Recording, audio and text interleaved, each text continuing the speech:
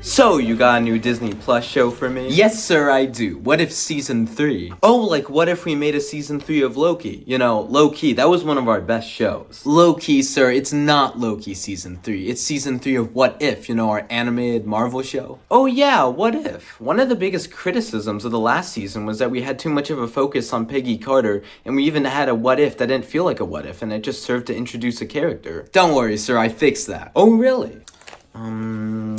Well, no. I actually kind of doubled down on it. Oh, whoopsies. Whoops. So what stories do you have for me? I have one where a duck impregnates a human woman. What? I'm sorry, are you the same guy who had duck boobs to Howard the Duck? Yes. So in the first episode, we have the Avengers in mech suits. Oh, sick! So anyway, Sam Wilson and Bucky have this team of superheroes who fight kaijus. Like Godzillas? Yeah, but they're big green hulks that look like they're made out of mud. Godzilla Hulks. So anyway, we learned that the Avengers first went against these kaijus in a gamma war, but then they lost and died. Okay. I thought it'd be cool if we started the episode with a cartoon that shows all the original Avengers in their mech suits. Wait, so they made a cartoon about a bunch of Hulk kaijus going in and destroying cities and killing everyone, and then the main characters are the Avengers who died in that war. Yeah, but it would be cool. Oh, making kids cartoons of horrific wars is tight! And so Sam and Bucky stepped up with their own Avengers team and kicked those kaijus' butts. So who's the new Avengers team? Well, there's Shang-Chi, Moon Knight, Red Guardian, Nakia. Wait, Moon Knight? Doesn't he have like 3 personalities, one of them being very dangerous? Yeah, I guess Sam and his team just learned to deal with it. Alright. Or it doesn't matter, I can just say it's different because it's a what if and it's in a different multiverse. Oh, I'm sure that made writing stuff very easy. Yeah. So anyway, we learn in this universe that Sam Wilson met Bruce Banner instead of Steve Rogers. Okay. And so that eventually leads to Bruce wanting to get the Hulk out of him permanently. Didn't we kind of establish that the Hulk is a separate person in Bruce? So we'd have to kill him to truly be rid of his problems. Okay. So Bruce decides to pump a ton of gamma radiation inside of him to get rid of the Hulk. Didn't gamma radiation turn Bruce into the Hulk?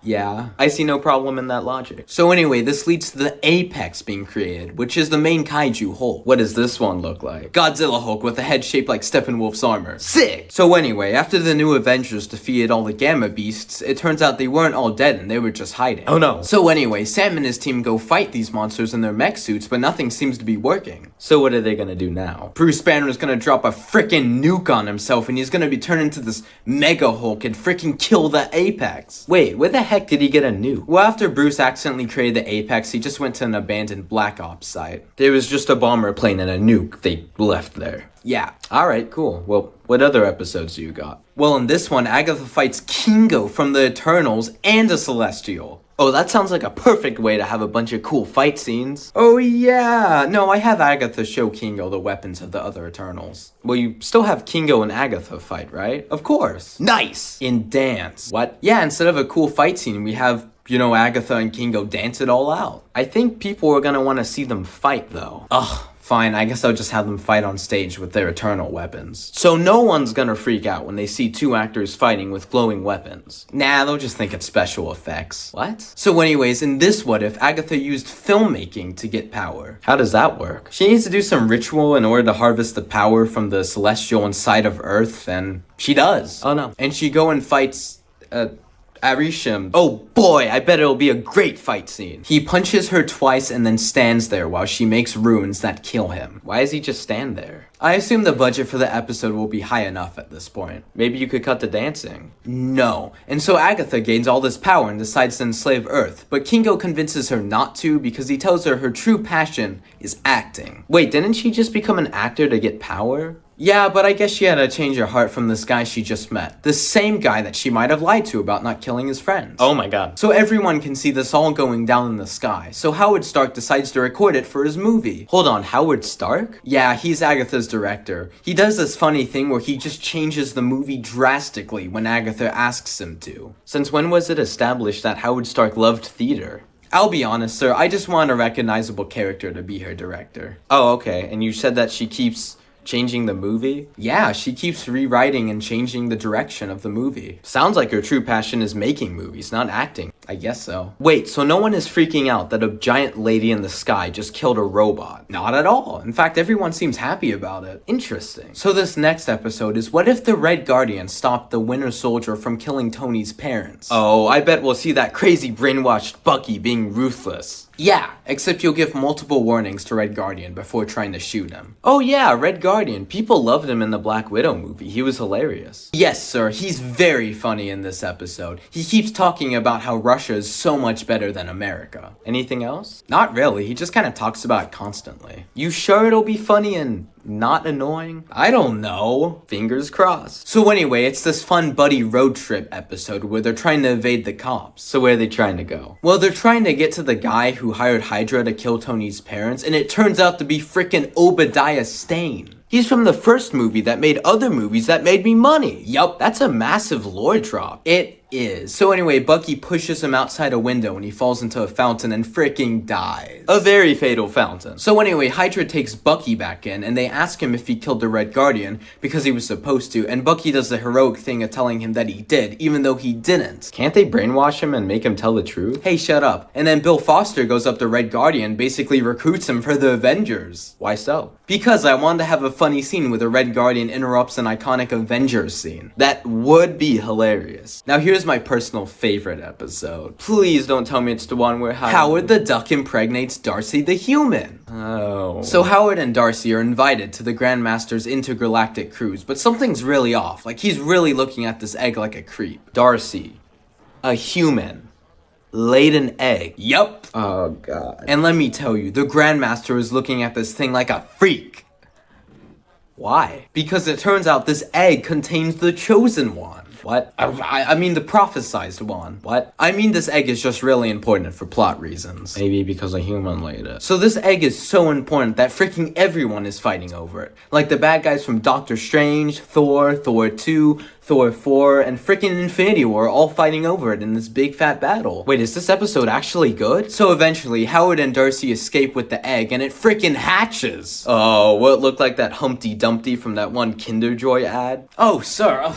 No. Okay. And so our next what if is what if the Celestial emerged and destroyed the Earth? Oh, is this a cosmic adventure or something? Not really, they're still on Earth. But if the Earth exploded, you know no one could be able to live on it anymore, right? According to whom? Gravity, among other things. Oh well, I'll be completely honest, science wasn't my strong suit, and also I don't care. Yeah, fair. So in this one, we follow Riri Williams, and she joins a group of survivors to help them create this thing that'll stop Vision, who is under Mysterio's control. Okay. So Riri has to make this device to stop White Vision, but she doesn't have enough time since Vision's attacking the base. Oh no. Like Riri said she needed 12 hours, and all they can offer her is 7 minutes. Well, it's gonna be really hard for Riri and the other survivors to defeat Vision at this point. Actually, no. It'll be super easy, barely an inconvenience. Oh, really? Yeah, she just makes it. But you said she needed 12 hours. Well, she performs under pressure, I guess. So anyway, she and the other survivors decide to raid Mysterio's base and shut down his nanites that control his illusions. Okay. But in order to do that, they need Riri to become Vision. I'm sorry, become? Yeah, she just merges with Vision. How? Technology stuff. I don't know. So what happens now that she's Vision? Well, Riri and a character from Shang-Chi go to take down Mysterio by hacking his base, but it turns out that the base and Riri's friends were entirely illusions. What? Can illusions be physical? How can Riri walk around in a base that's completely an illusion? And can they mimic voices too? Hey, shut up. So Riri's in prison now and Mysterio is explaining some exposition to her. But eventually Riri breaks out of her cell, but it turns out the cell and everything besides Mysterio was an illusion. So Riri was trapped in a cell that was an illusion, therefore not there. Hey, shut up. And so it turns out all of Riri's survivor buddies are dead, like we see them all around her. Wait, did she go to the base, which was an illusion, and then her friends got there, and then they died without her hearing or noticing? Are the illusions soundproof? Hey, shut up. Shut up. Just shut up. Oh, okay. So anyway, Mysterio and Riri get into this big fight, and it looks like Riri is about to lose. But then the freaking Watcher tells her to keep fighting, which is a big deal. Why? Because the Watcher took an oath to never intervene. Didn't he break his oath in the end of season 1? Yeah, but he broke his oath again. Okay. So anyway, Riri explodes Mysterio, and then we go on to our next episode, which is, what if 1872? How is that even a what if? Did Captain America hit Thanos' time stone again? Nope, it's just Shang-Chi and Kate Bishop going on an adventure in the Wild West. That sounds like you just wanted to get a bunch of Marvel characters and put them in a time period piece. Yeah, but we'll see Kate Bishop and Shang-Chi using cowboy accents. Oh, very cool. So Shang-Chi's sister recently fought this guy called the Hood, but she freaking disappeared and now the Hood's been abducting Chinese immigrants. Okay. So the two of them investigate and eventually find this kid who helps them find the ghost train. Okay. So anyway, on this train, the group gets ambushed by Sonny Birch. Remember him? I mean, yeah, a little bit. From Ant-Man the Wasp? Very recognizable. So anyway, Shang-Chi is forced to confront the Hood. They aren't gonna dance fight this time, right? No, sir. They're going to fist fight, and then it's gonna be freaking revealed that the Hood was actually Shang-Chi's sister. Ooh, plot twist. And so it's revealed that she killed the Hood and took his place, and that she was going to mind control these immigrants and make them invade the Wild West and free all of the immigrants being taken advantage of. Jeez, she's exploiting immigrants to stop the exploitation of immigrants. Exactly. So Shang tries to reason with her, but she replies that she'll kill him if he doesn't join her, and so he refuses to join her and just kind of like goes like. So he just accepts death by his crazy sister instead of trying to stop her from causing tons of death. Technically, yeah. So Kate is still on the train with Sonny Birch, and he's beginning to mind control her. What about that kid you mentioned earlier? Well, he's on top of a train because he was told to run away, but these two freaking guys who were ordered to kill him get a hold of him. Well, it's gonna be impossible for a kid to survive two big men on a moving train. Actually, it'll be super easy, barely an inconvenience. Oh, again? Yeah, the Watcher is gonna just flick one of them, and then they'll both fall off the train. Oh my god, this child just saw some men die? Yeah, so this allows the kid to ring a bell, which knocks Kate out of her hypnotic trance, which leads to her shooting Shang's sister multiple times. Wait, why didn't the Watcher do something to try and stop Shang's sister from being crazy? I don't know. Oh, very harsh. So anyway, the Watcher's boss puts him on trial for intervening too much. Okay. So Captain Carter and this team of multiverse heroes all band together to help save her. Tell me more about this team. Well, we have Captain Carter, Birdie, Kahori, and Storm from the X-Men wielding Thor's hammer. Whoa, Storm? What's her story? Oh. Unclear. Can you at least tell me about Birdie? Oh, well, she's the daughter of Howard and Darcy, and she's basically Charlie Cale, but instead of her superpower being detecting lies, she just has fake bird stuff. So the only member in this team without a backstory is arguably the coolest one.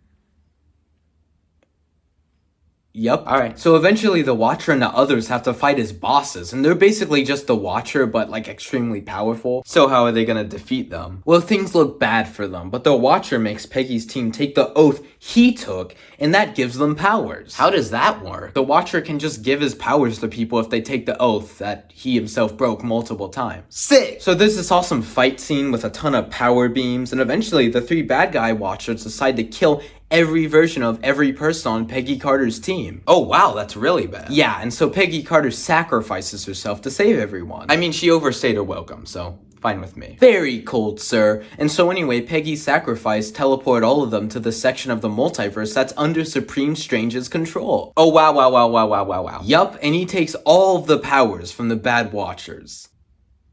Wow. And so after all that, the Watcher tells us about how insane the multiverse is, and he shows us all sorts of crazy universes. Like we see one with Thanos as Wolverine, one with a samurai Ghost Rider, and a Doctor Strange Hulk. Those sound 10 times cooler than the ones you wrote. Why didn't you write those? So anyways, that's it. What'd you think? I'm sure people will love this season despite us doubling down on what everyone complained about in the original one. I'm sure it'll be fine.